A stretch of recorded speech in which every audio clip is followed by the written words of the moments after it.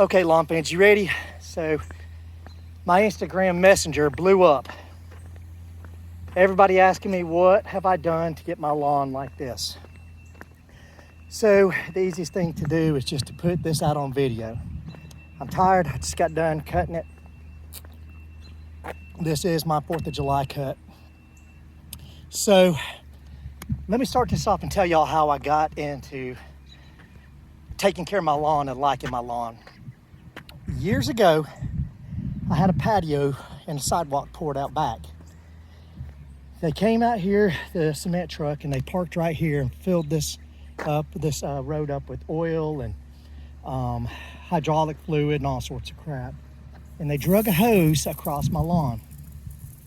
And this hose tore up my yard. I had it looked like a huge python line going all the way to the backyard. Everything died out in this path and it looked horrible. Well, not long after that, when I say not long, maybe a week, 2 weeks at the max, AT&T came through and they put in the fiber optic cable. Right there is what's left of their little box. But they tore up my front yard. So I had bad spots here and bad spots through, and then a massive fungus set in on my lawn.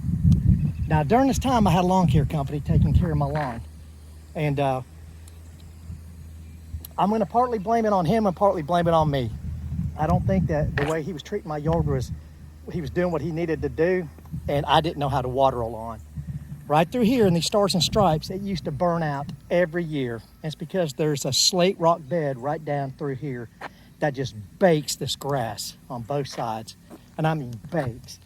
Even with hydrotane and stuff through here, you still see where it gets crispy. I have to, sometimes, even with this drought, especially with this drought, I just lay a hose out trickling just to soak the soil. So, what did I do?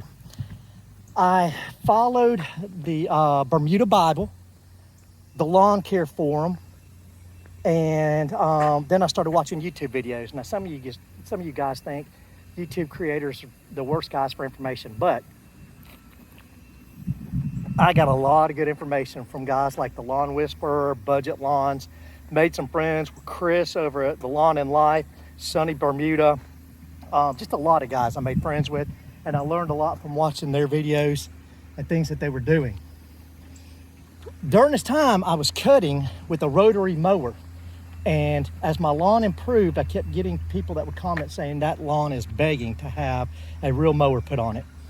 And I thought, they don't know what they're talking about. And every now and then I'd start getting scalp marks in the lawn or swirl rotary mower blade marks in the lawn. And I thought, what am I doing wrong? I'm taking these blades all the time to the lawnmower place and getting them sharpened. I wasn't doing it on my own, which I do now. But I just kept researching. So finally I found a McLean online. It was a $350 McLean with Briggs & Stratton engine, which is a crappy engine, by the way. The old ones are. So I got it. Man, I spent a ton of time on that thing. If you do go get a McLean that's got one of the old Briggs & Stratton engines, just either number one, go ahead and get you a Honda engine for it and suck it up, or number two, go get you a Predator from Harbor Freight. But anyways, because I spent a lot of time screwing around with that lawnmower I shouldn't have with the Briggs & Stratton. But as I got into real mowing, my lawn got tighter and tighter and more full looking. I was doing things like aerating it. I started leveling it where I found dips at it. The lawn has not always been this level.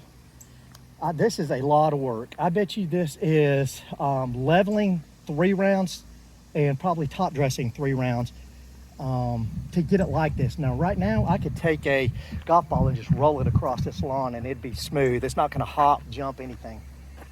But I invested the time into getting my lawn where it needed to be, and I cut it often.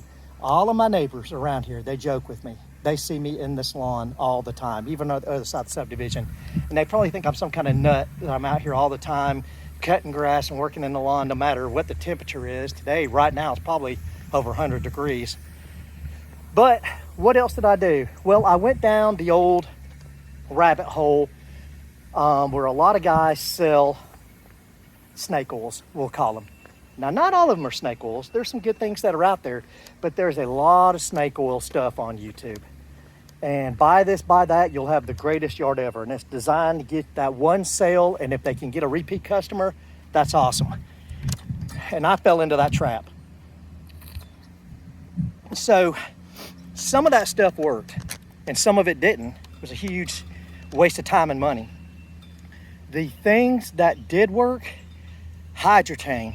And when you use hydrotane, you have to water your lawn, put hydrotane on it, and water it in. And I do it in sections. I don't try to do it all at once, because during the heat of summer, it's just gonna bake on the lawn before I can get it watered in. If I try to do all 4,500 yards, or square feet, I mean. So, excuse me, I started doing that.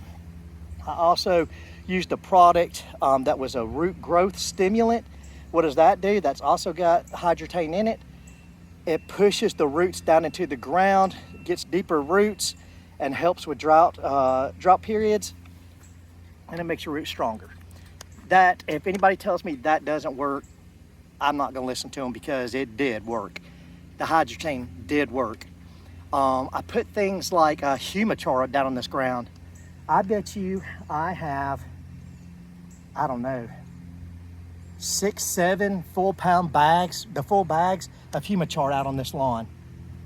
Okay. In addition to that, I put biochar out on the lawn, a lot of biochar, because this soil was horrible, horrible Georgia clay. And so I had to change the consistency of it to get nutrients to be absorbed into the ground. I've aerated this property. I couldn't tell you how many times. That's another big one.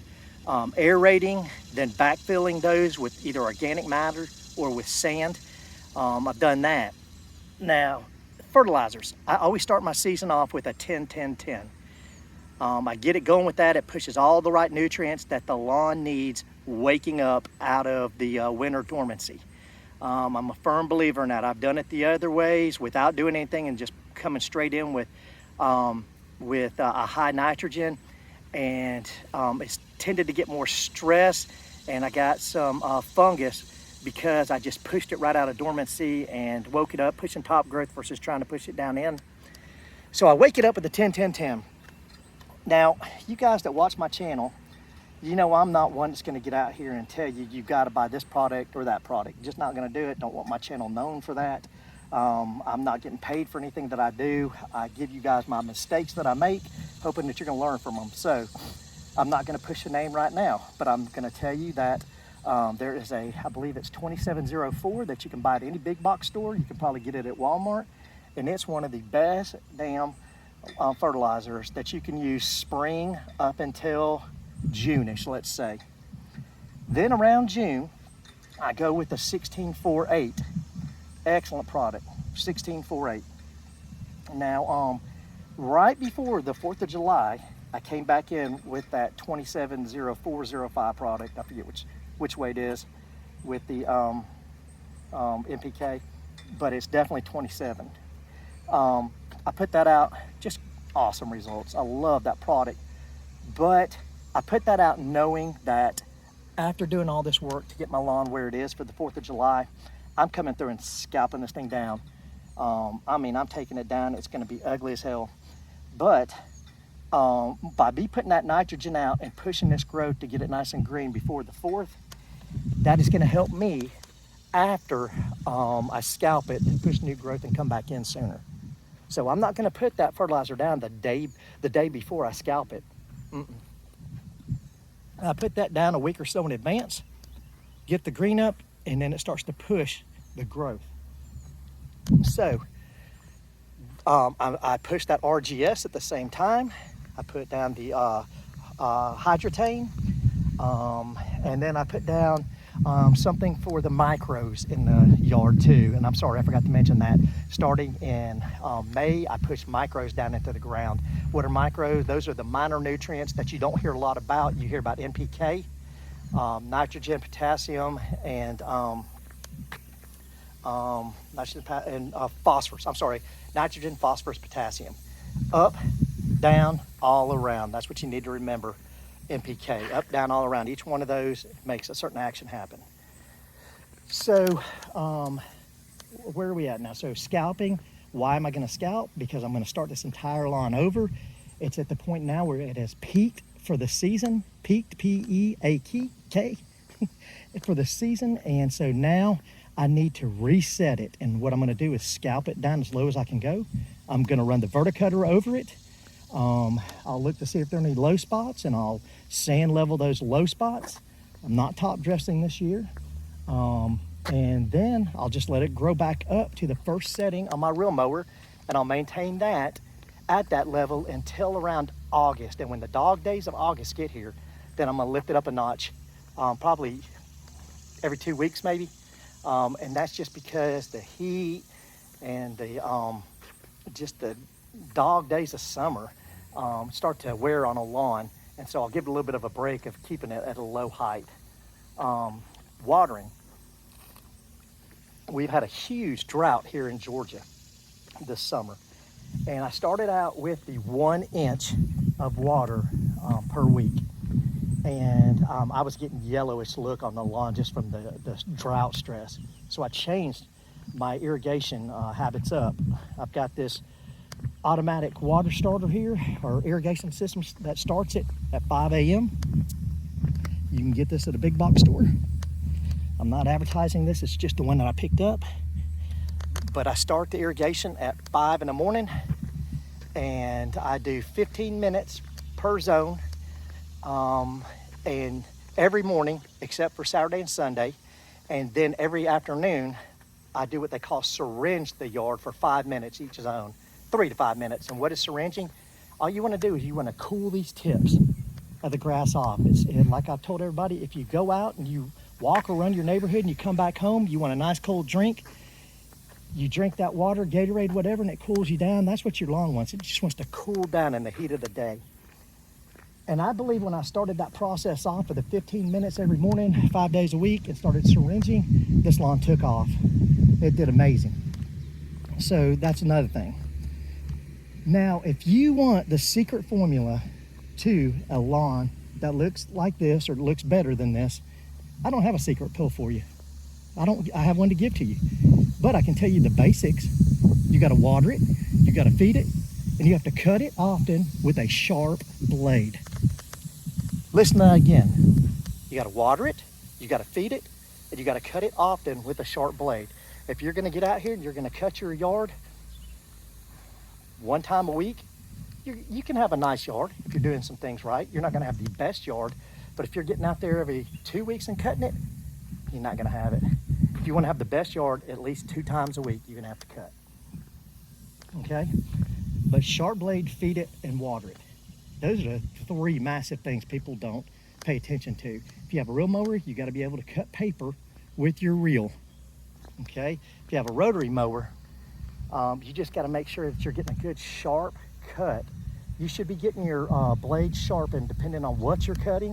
If you got a backyard full of sticks and rocks and pine cones, you're probably gonna have to get that thing sharpened a lot more than what I'm fixing to say.